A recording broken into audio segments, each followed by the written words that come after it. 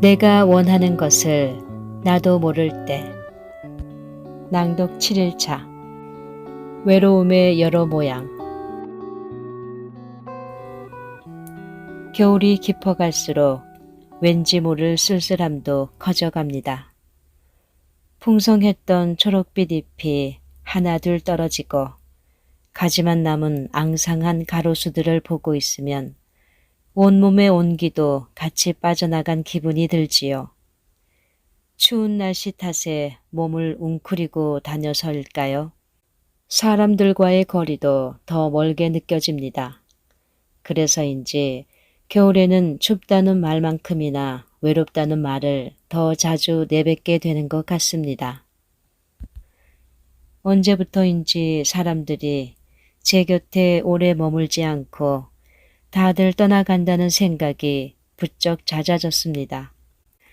여러 사람이 손때만 묻히고 금방 내려놓은 책처럼 제 마음 한구석도 어둡게 때가 탄 것 같았죠.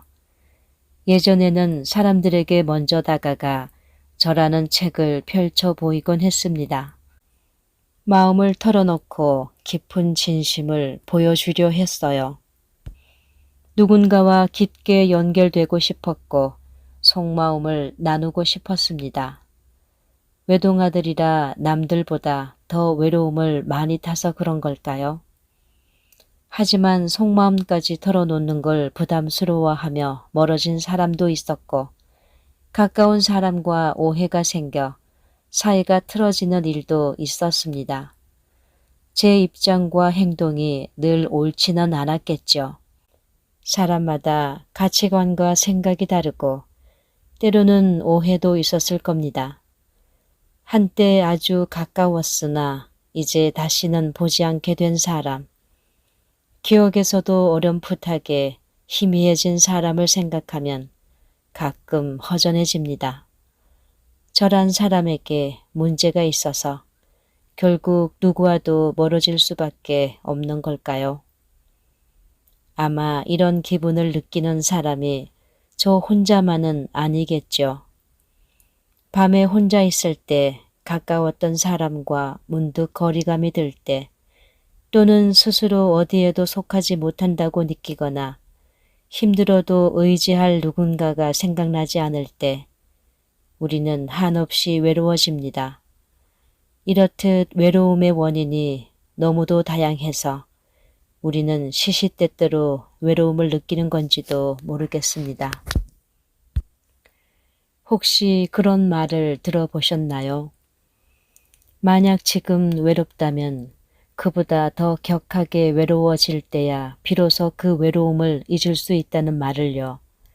허수경 시인의 에세이 너 없이 걸었다는 이러한 깊은 외로움을 다음과 같은 아름다운 문장으로 표현합니다. 이 도시에서 나는 혼자 걸어다니는 이방인이었다. 오랫동안 몸없는 유령이라는 생각도 들었다. 내 도시들은 비행기로 10시간가량 떨어진 곳에 있었다. 낯섦을 견뎌내는 길은 걷는 것 말고는 없었다. 걷다가 마침내 익숙해질 때까지 살아낼 수밖에 없었다. 머나먼 이국 땅에서 평생 고향을 그리워한 시인의 마음이 느껴지는 문장입니다. 이 문장에서 저는 저 자신의 모습을 떠올리기도 했고 저 혼자만 외로움을 느끼는 것은 아니라는 생각에 잠시나마 외로움을 덜 수 있었습니다. 백석 시인도 흰 바람벽이 있어 라는 시에 이런 감정을 잘 담아냈는데 여기서 그 일부를 살펴보겠습니다. 하늘이 이 세상을 내일 적에 그가 가장 귀해하고 사랑하는 것들은 모두 가난하고 외롭고 높고 쓸쓸하니 그리고 언제나 넘치는 사랑과 슬픔 속에 살도록 만드신 것이다. 초생딸과 바구지꽃과 짝새와 당나귀가 그러하듯이 그리고 또 프랑시스 잼과 도연명과 라이너 마리아 릴케가 그러하듯이 하늘로부터 사랑받는 것들이 오히려 가난하고 외롭고 높고 쓸쓸하니 그리고 언제나 넘치는 사랑과 슬픔 속에 살도록 만들어졌다는 시인의 말은 결국 세상 어느 누구도 외로움을 피할 수 없다는 진실을 말하고 있습니다. 심지어 혼자 있을 때뿐 아니라 여러 사람과 함께 어울릴 때도 외로움은 불쑥 찾아와요. 소속감을 느끼지 못하거나 대화의 공감대를 찾지 못해 소외감을 느낄 때 외로워지는 거지요. 또한 오늘날 우리는 인터넷과 스마트폰을 통해 24시간 다른 사람과 밀접하게 연결돼 있고 하루에도 수많은 사람과 연락을 주고받습니다. 하지만 관계로 인한 외로움은 오히려 더 깊어졌지요. SNS 친구는 수백, 수천, 수만 명에 달하지만 실제로 만나서 대화를 나누는 일은 오히려 줄어들었고 이웃 사촌이라는 말은 이미 오래전에 사전에서나 찾을 수 있는 말이 됐습니다. 그렇다면 우리는 이런 외로움을 어떻게 극복할 수 있을까요? 저의 개인적인 방법을 말씀드리면 저는 외로울 때 책을 읽습니다. 책을 읽는 일이 외로움 자체를 완전히 없앨 순 없지만 적어도 내가 느끼는 감정을 다른 누군가도 느끼고 있다는 위안을 얻게 되죠.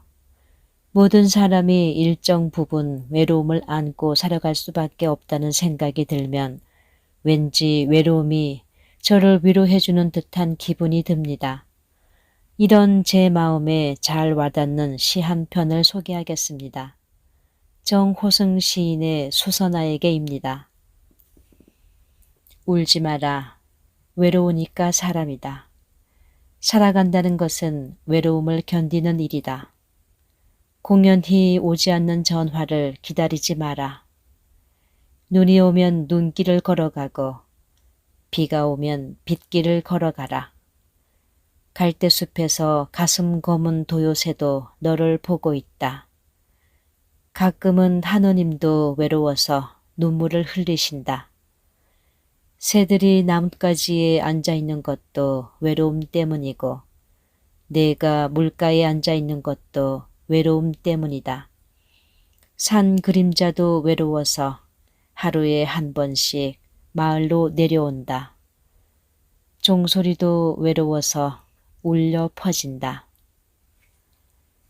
사람만 외로운 게 아니라 종소리도 그림자도 동물도 자연도 심지어 신마저도 외로움을 느낀다는 것은 그 어떤 말보다 더 큰 위로를 건넵니다.